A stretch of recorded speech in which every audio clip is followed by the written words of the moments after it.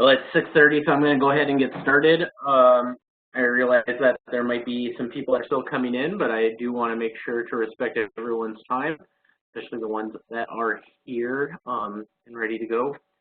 As I get started, I want to do a quick sound check. Can everybody hear me okay? And can everybody see the PowerPoint? Yes. Yes. All right. Okay, so that's great. I'd like you guys to mute your microphones now, and then you guys can unmute it at any time you want to share your thoughts or have questions. Muting your microphone, as most of you guys know, helps cut down on the background noise. You can always use the chat box as well.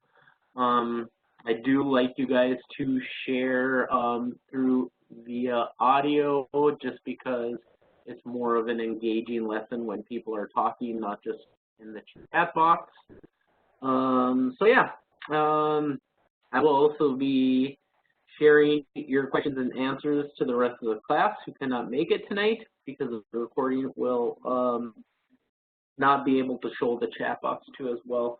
And I will be putting this on either late tonight or tomorrow morning sometime, the live session recording.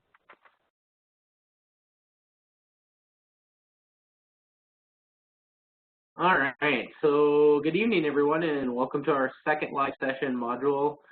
This is an overview of tonight's agenda for tonight's live session. We'll start out with reminders, important dates, welcome and introductions, checking in and reading the resource tab, importance of play, reviewing what you've learned from the last module, reflection and critical questions from Chapter 7, nurturing relationships, and questions and answer time. So we kind of have a lot to share tonight. I'm going to go ahead and keep on going so we can get to actual some content tonight.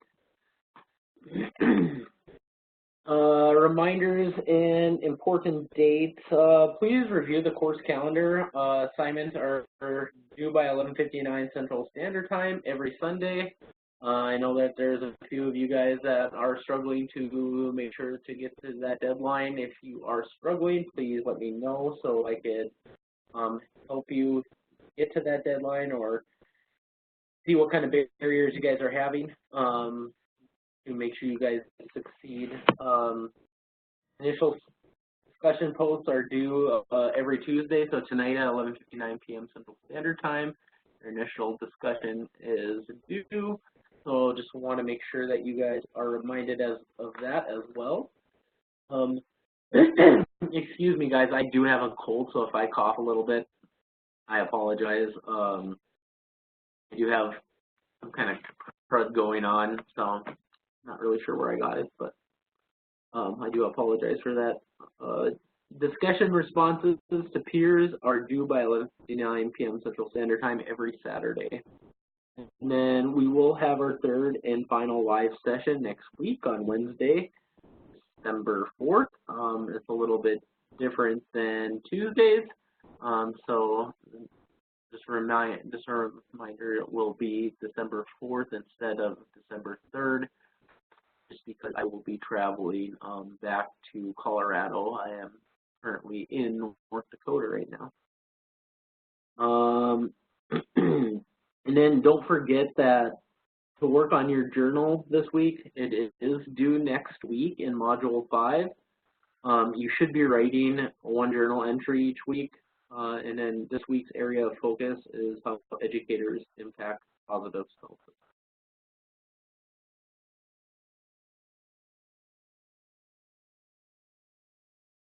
All right. I just want to share a little bit about myself. As a lot of you guys know, I live in Colorado. I have worked for the public and private sectors as a teacher and as a director for the last 12 years, and have worked in the public schools. I'm currently a supervisor for a Head Start program in Denver Metro. The picture you see is me and my family from 2 summers ago. We were at Disneyland, California. And that is my favorite place to actually visit because I like the beach, and the beach is very calming and peaceful. So now I just want to participate. I want you guys to participate and share who you are, where you live, and your favorite place to travel and why, or your favorite place you visited. Either one.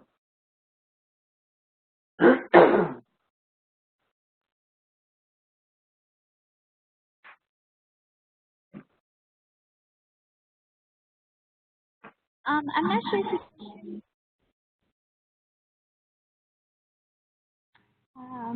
Go ahead. okay, so my name is Giovanna Vera. I live in New York, the tri-state area.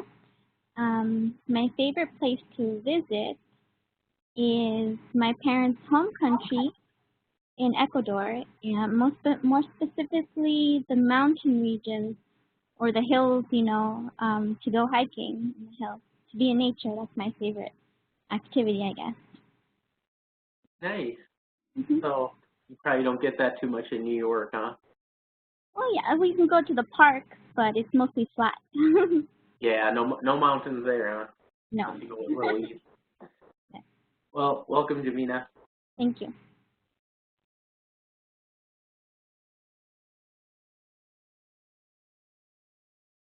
Hi, my name is Nikhil Weathers. I'm from Illinois, and my favorite place would probably have to be, I don't know, maybe Aruba.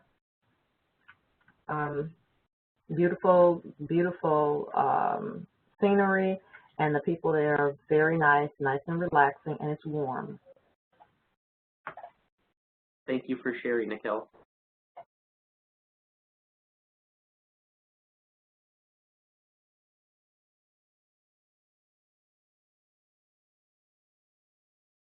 That's true. I forgot about the people. The people are very important wherever you go. And you want to come back because they're nice. And you don't want to come back because they're mean. I hear a lot of bad things in California, Los Angeles area. Everybody's in a hurry there, and people are rude. Hmm. There's good and nice people wherever you go. Yep.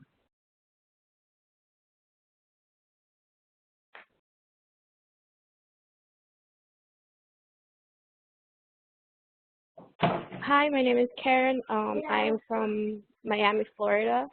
My favorite place to visit would be California. I was actually born in California, and I always remember I was going to Santa Monica Beach, and hopefully one day I can take my son there and share those times with him. Nice. Thank you for sharing, Karen, and welcome everyone. A big diversity of where you guys all live. Yeah, that's great. Great. So, just want to ask you guys, how are things going so far? How's your class going? You guys know your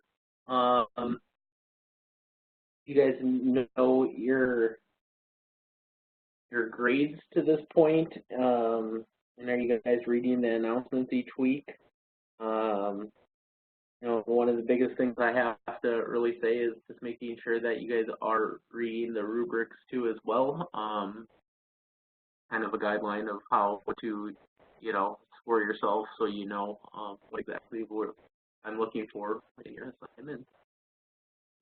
And have you guys explored the resource tab? Try to go over the resource tab. Really good learning tool if you haven't discovered it already.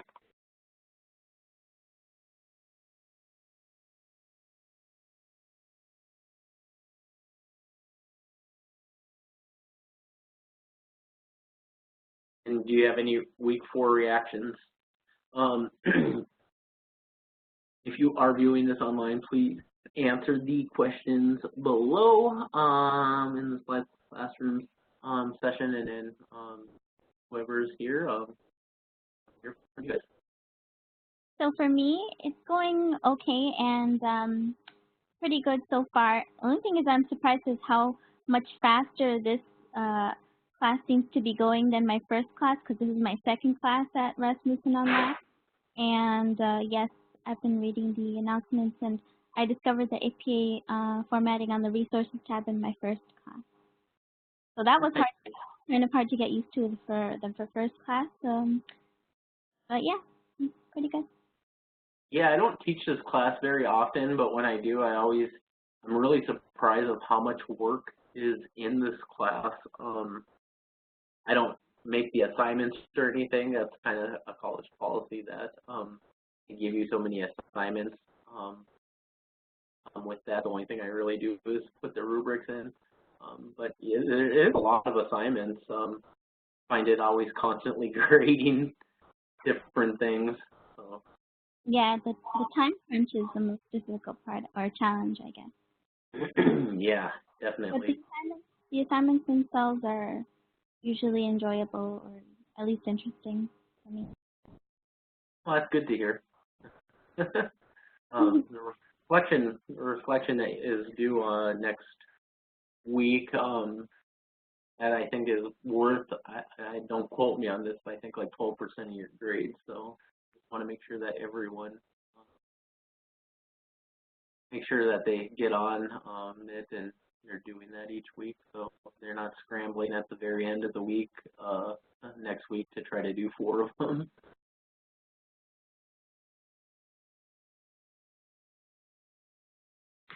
Thanks for sharing, Javina. Thank you. I agree with it. The class seems to be going by pretty quickly. And I do read the announcements and using the scoring rubric. APA formatting, my first time using it was the last class that I took. And honestly, I'm not particularly fond of APA formatting, but it is what it is. And the resource tab, yes, I do use those. Cool. Seems like you have a pretty good grasp on it, Nicole. Thank you.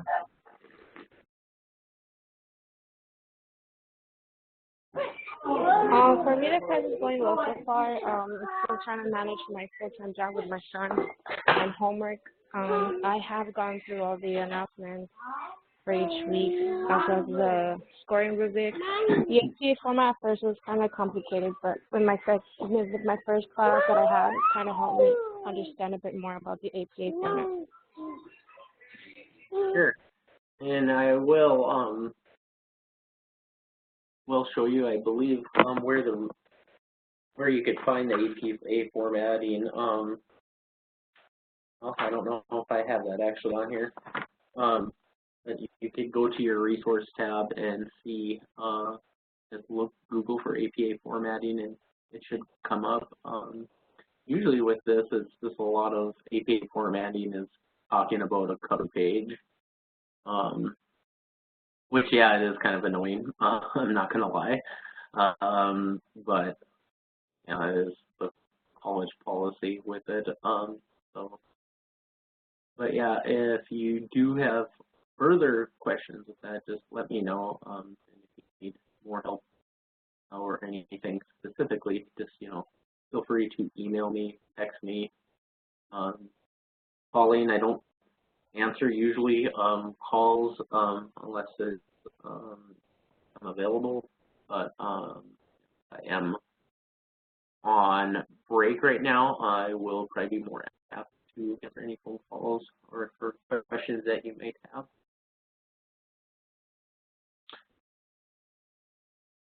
All right.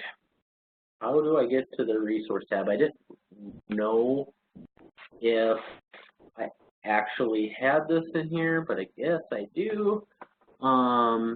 So basically, I just wanted to go over this real quick for a visual for your reference, in case you are still trying to navigate through Blackboard.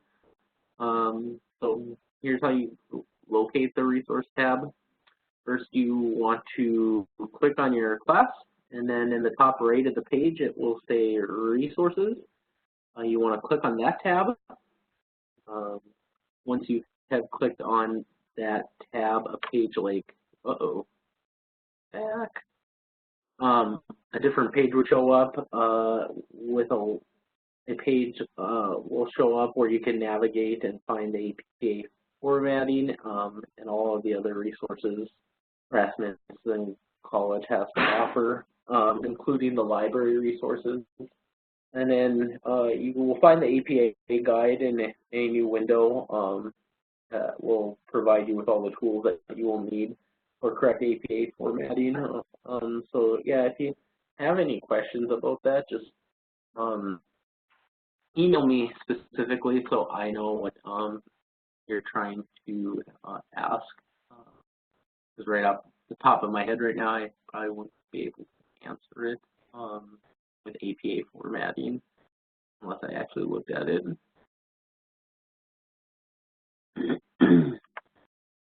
Now let's dig into a little bit of material. Importance of play. So we want to review the importance of play from Module 3 and talk about it a little bit. So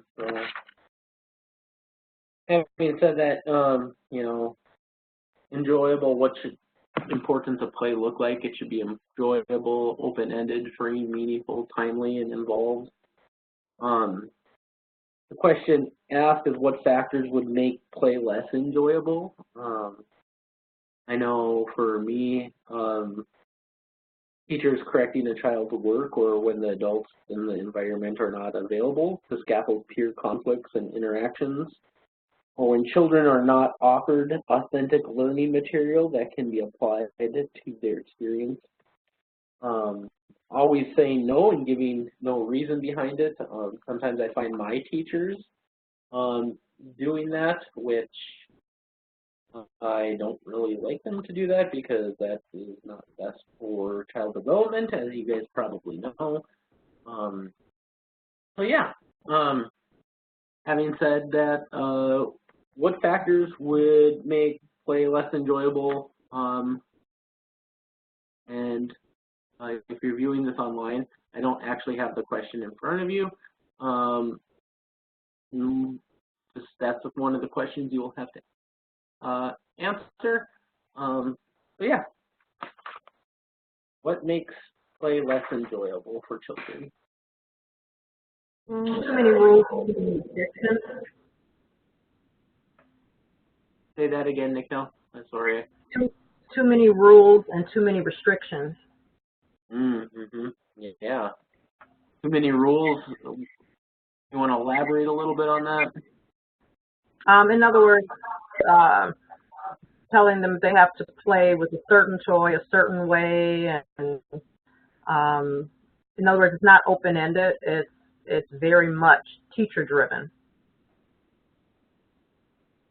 Yeah. Not necessarily that you're giving, not that you're giving them. I'm not speaking of when you're giving them direction so that no one is injured or that no one's hurt in the practice of play, but when you're telling them, well, you have to play with a towel and this is how you have to play with it, or if they're using their blocks, and you're saying they have to put the blocks in this order and they have to make this structure instead of allowing them to be creative. Yeah, excellent. Definitely. Yeah, you're right on correcting and making sure that trying to direct them in a way that pretty much telling them no, that you're doing it wrong in a different way. Correct. In addition to that, I would add not having enough time to play, like having very short sessions that would interrupt their playtime when they're in the middle of it and enjoying themselves. Cutting that off is, not enjoyable. Yeah, definitely. Sometimes I see. Oh, go ahead, Jamina. Okay, allowing time for play. Enough time. Yeah. In your guys' centers, how much time do you allow children to play different learning centers?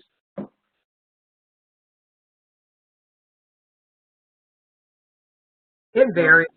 It depends on depends on the day, the activities that are going on that day, and also some days we just kind of wing it. So if things out, some days, for example, tomorrow is one of those days coming up where I'll just ask, what do you want to do? And Yeah. whatever they want to do, that's what we're going to do. Especially when there's holidays and stuff, it's hard to actual lesson plan, especially when a lot of the children will probably be taking off for vacation or whatever it is that they Right. won't be there. So it's Right. hard to teach to the group of children when they're not all there. Correct. Yes.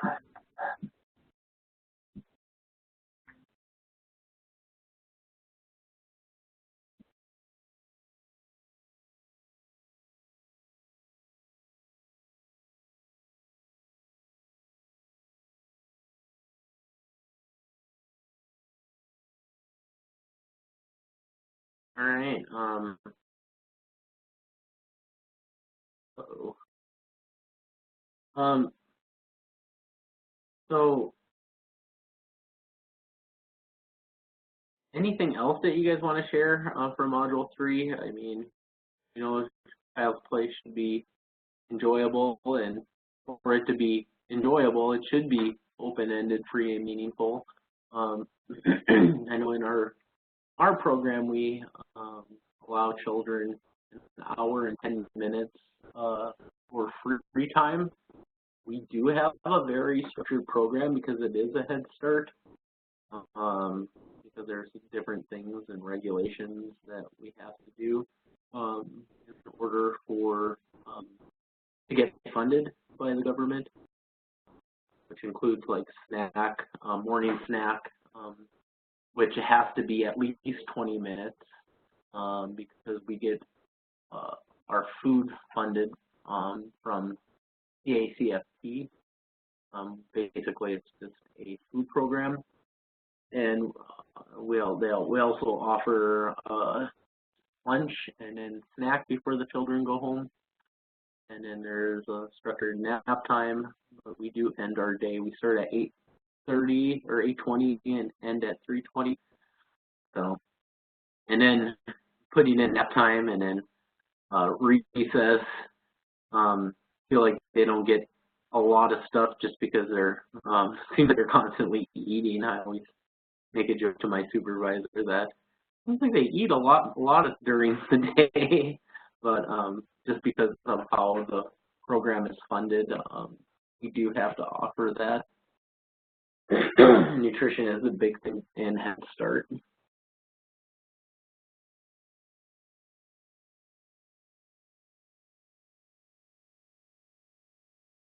All right, I'm gonna move on. You're seeing that there is no other comments. So implementation.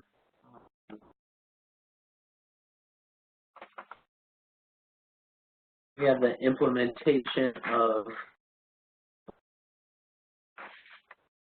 one second,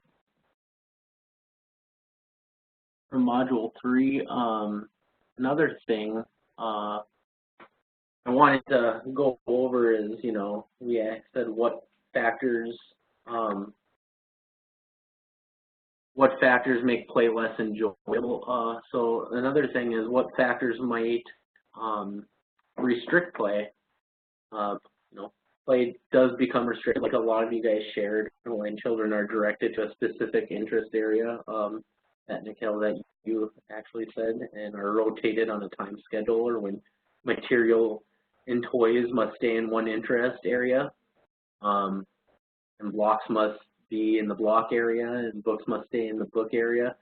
Limited amount of materials where children cannot play with the same things at the same time.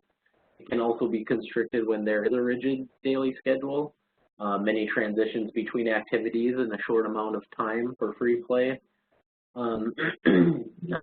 Children should have an opportunity to play for more than 45 minutes a day in the classroom alone, not just outside. And children should do the majority of the talking in the classroom, and you should always be asking questions to foster their learning.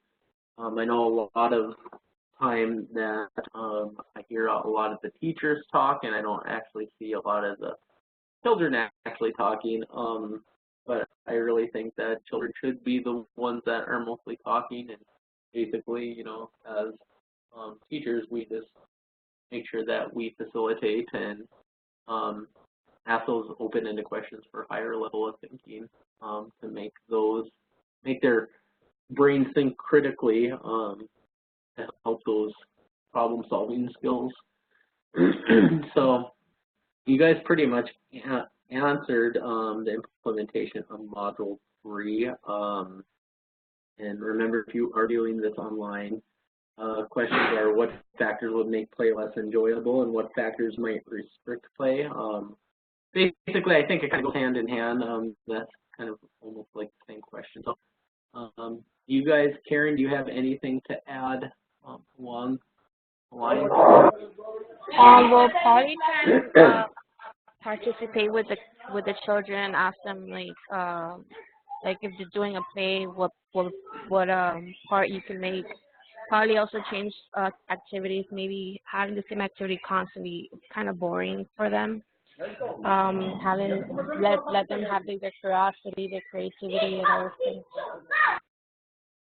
Yeah, changing out materials is a really on a really good thing. A lot of times that's another thing I really see. Having a thematic lessons, a thematic thing like, you know, you have a tree study and you do that for a couple of weeks and you take down different things with trees, and you have pine cones and different branches and maybe leaves in the sensory area or whatever it is. Changing it up and making sure that it is like a thematic approach really does help the children be engaged, and it really does drive home the lesson plan and the objective that you have for them on the lesson plan. So, yeah, perfect. Thank you.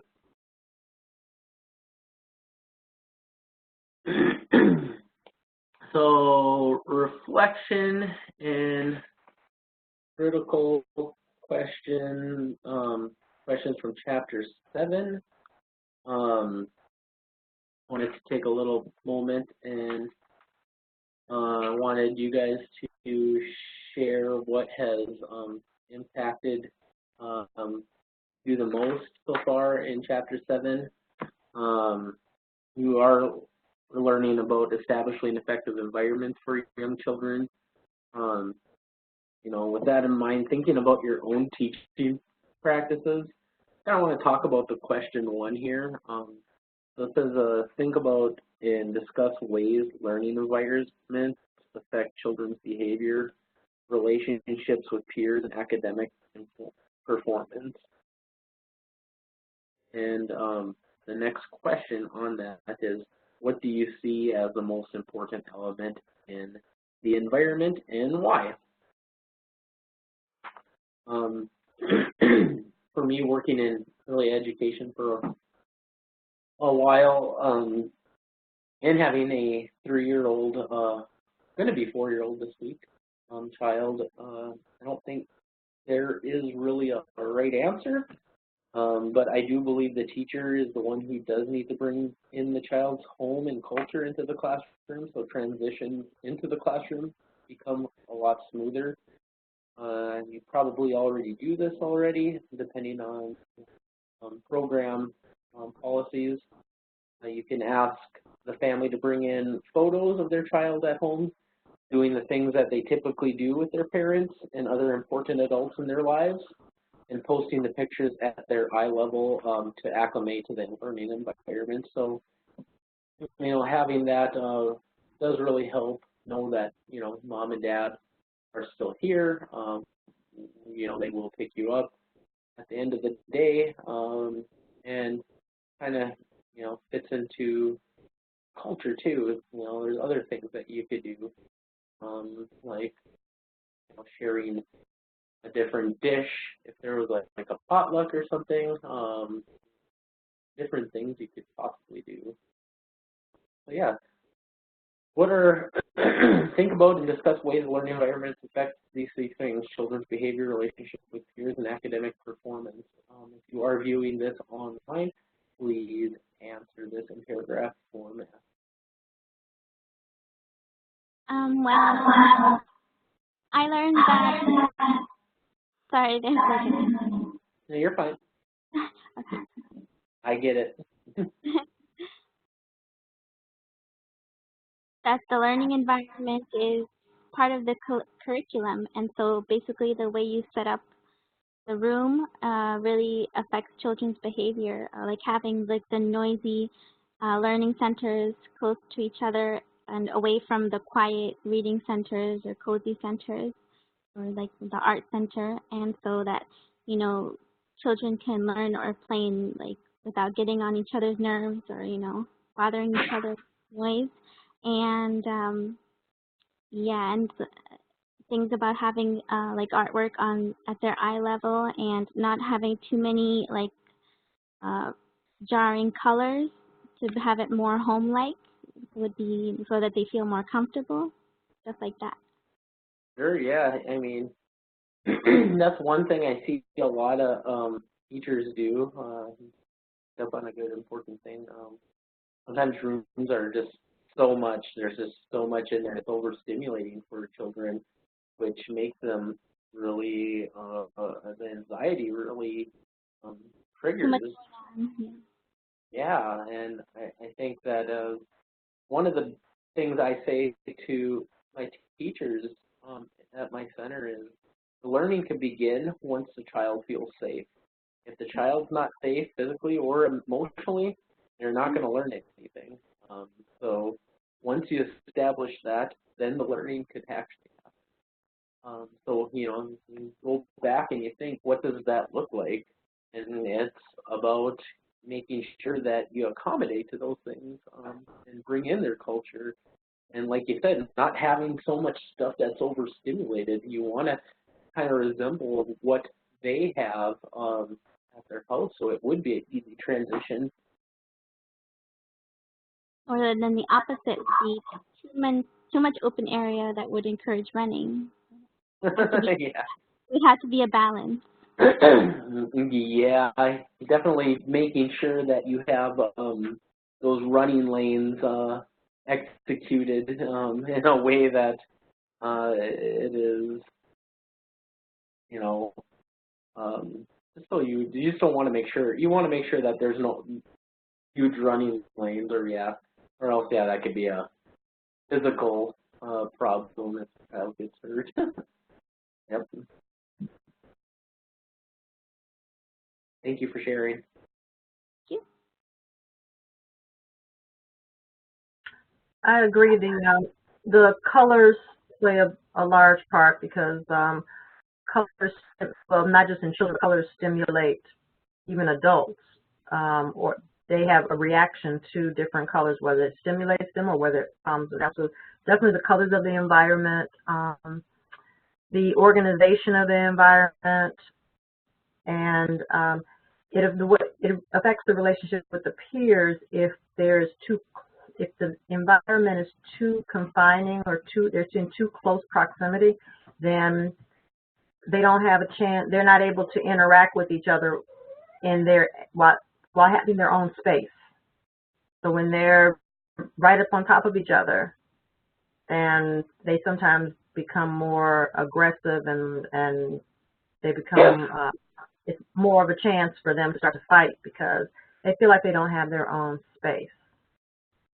And if the environment also does not, in terms of academic performance, if the environment does not promote the learning skills, such as having academic material posted around or academic material accessible for them, easily accessible for them. If all there is around is play-based everything that's not meaningful play, then their academic performance will suffer because they don't feel as though the academics are important. Sure, yeah. Definitely you need to find that balance, and making sure that you do have something set up as far as academic stuff, and it's hard to find that balance, but you do also make a really good point, Mikkel, how children, if they don't have enough space, it could really impact their learning and their behavior and their relationships with peers. A lot of child care licensing centers have specific rules in regards to how much space a child should have per square feet. And I'm not sure what your guys' licensing standards and policies are, because every state's a lot different, but I'm sure that there is something that saying that a child needs X amount of square feet per classroom for, I don't know, 20 kids or whatever it is. So yeah, really nailed it on the nose. Thank you. Thank you.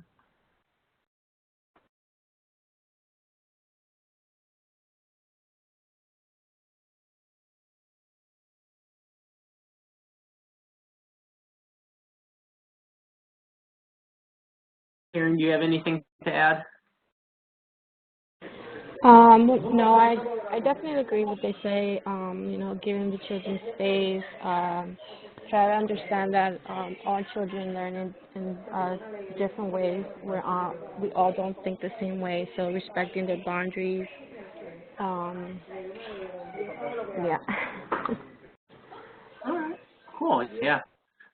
Gina and Mikkel really touched up on a lot of good things. So yeah, I'm sure there is. So yeah, thank you. Thank you guys. Appreciate that. There was another question. Continued. So if you were asked to design a one-room child care center or early childhood classroom, what would be the most important influences on your decision-making as presented in Chapter 7? And then you may choose from a philosophical position or the more practical ideas. And I think, a lot of it you guys already shared, like Mikkel talked about the space, making sure that you have enough space, and then Jamina said, making sure that you don't have areas where there's quiet areas with loud areas. So yeah, I mean,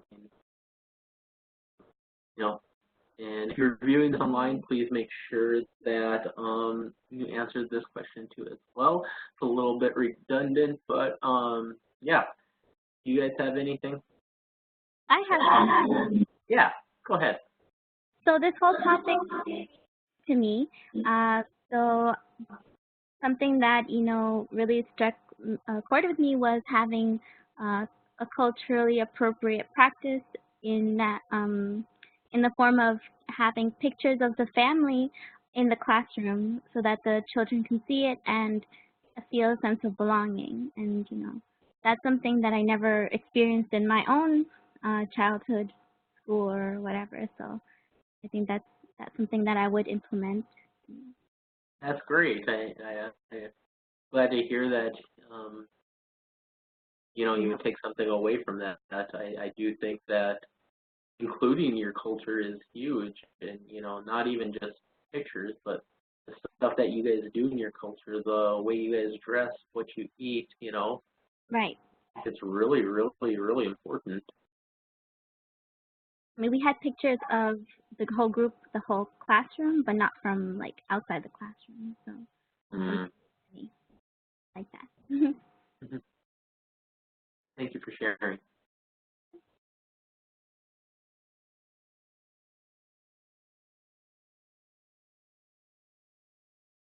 Mikkel or Karen, do you have anything to add before I move on? No, I don't. No, I don't. All right. So brings us to the last thing of the night, nurturing relationships. What are some ways you can positively nurture relationships with young children and their families? I do have a website for you guys to see. It's a TED Talk video. Whenever you get a chance, you could view it at your own time. Not a requirement or anything like that. It's just something that I found interesting when I was doing this PowerPoint slide presentation. I really think that this really is meaningful and impactful. Yeah, if you guys have a chance to check that out. How will you know? How do you nurture relationships? The question is asked, how will you get to know them before entering your classroom? I know a lot of you guys in child care centers, a lot of times you don't get too much information before a child is enrolled in your class, which is one of the biggest problems I've actually seen in many child care centers in my time, and still to this day, that director or assistant director does not communicate about the child being enrolled into your classroom, or if a child is being taken out of your classroom, or so on. I know it's a little bit different, but in our Head Start program, we have 2 mandatory home visits that each teacher will do with the parent to get to know the child, the parent goals for the child, and then the family's culture, as we talked about, so they could bring that info and make it conducive for the children in their care.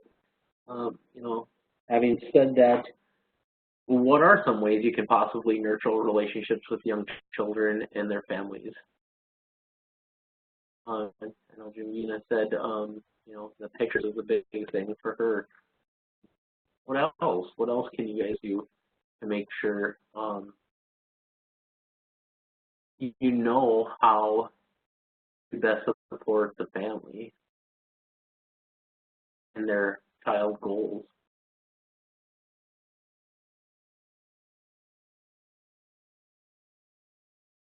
I'll give you a hint. Think of lesson planning. Think of lesson planning.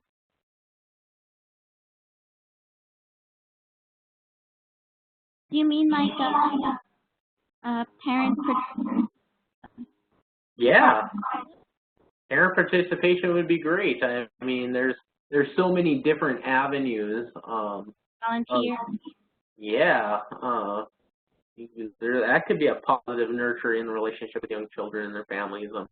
Having that a volunteer in the classroom so they feel safe, and then kind of having that gradual release model where they're only in there for a certain amount of time, and then they finally gradually leave to help the transition. What else can you do? I mean, I always think about child's interests because when you lesson plan, you want to make sure you know who and what you're lesson planning for. So, knowing your child and what they need and what their strengths are, and getting that information is really big in order to help support the child where they're at and help them scaffold their learning through their interests, and making sure that their strengths are strengthened, I guess. So yeah. And you can at the onset of the enrollment, you can just ask the parents to give you some insight on their child. What do they like? What do they don't like? What are their strengths? What are their weaknesses? Mm-hmm. And that's how a lot of times I know which children like what or what they may need ahead of time. Yeah, it's always good to the parents know about their kids, so. Mm-hmm.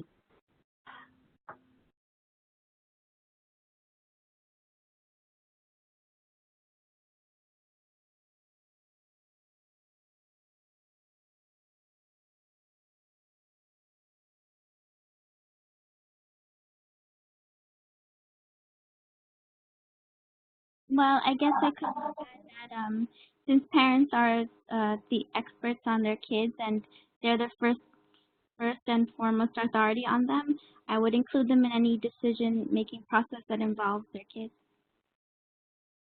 Yeah, that's very important. We always say that the parents are their first teacher, Mm-hmm. even though that sometimes you feel like that you have their child for numerous hours on end. But yeah, in all reality, they're the ones who are accounted for what they know before they go to school. We'd have to make them feel supported in their bonds, their child. Mhm.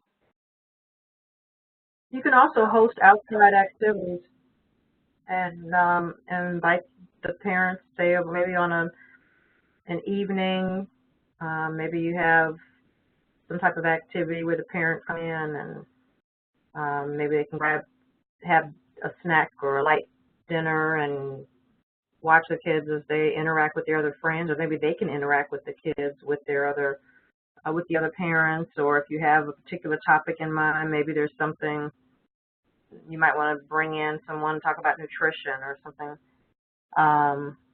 But just a way to watch the children and child and parent interaction, and watching their interaction, you start to pick up on how the child is comfortable based on what their parents are doing, and it gives you some insight as to how to work with that child and that family.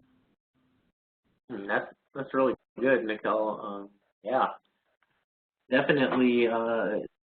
You could have that observation. In our program, we have parent classes where there's a parent and child there. Sometimes the child not there for a long period of time. Parent just because we're geared towards the parent. So having those different things and making sure that you're observing how they're interacting between each other really does go a long way. Yeah, awesome.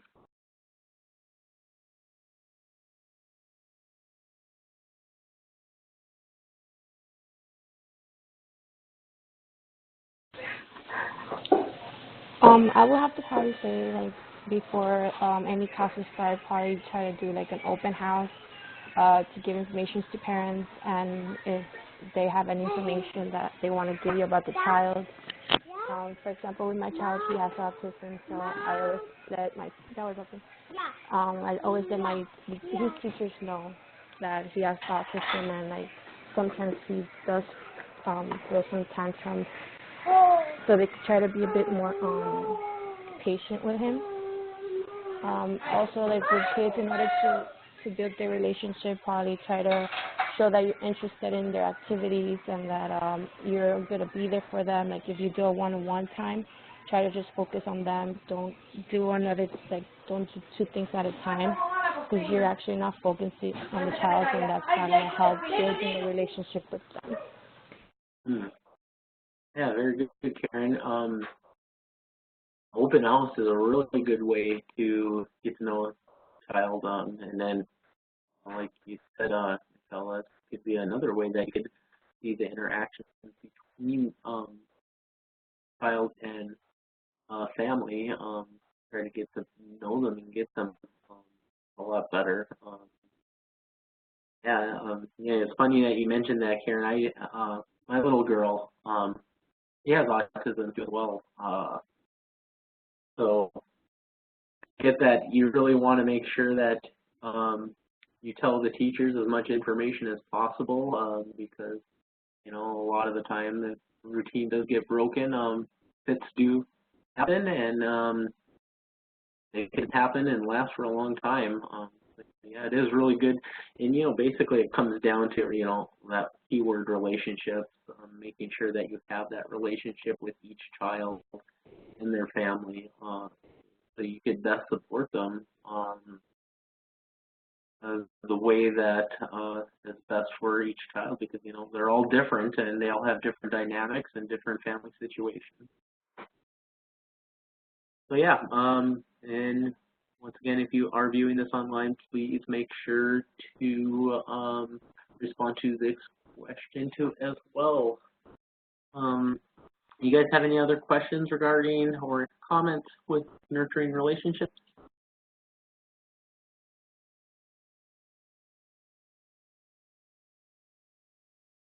No, not at this time. All right, here and seeing that there's no questions, that concludes our live session. You know, I'll be posting this video at the I'll be posting this video either tomorrow or later tonight. Feel free to ask any questions between now and when assignments are due about any information presented in this live session or anything about this course. Remember, next week we will have another live session, which will be at 6:30 Central Standard Time on Wednesday, December 4th. I enjoyed your guys' conversation, and thank you guys. You will all receive participation credit tonight. And you guys have a wonderful Thanksgiving if you guys don't have any questions. And stay warm and stay safe. And enjoy your families. Thank you. Thank you. Thank you.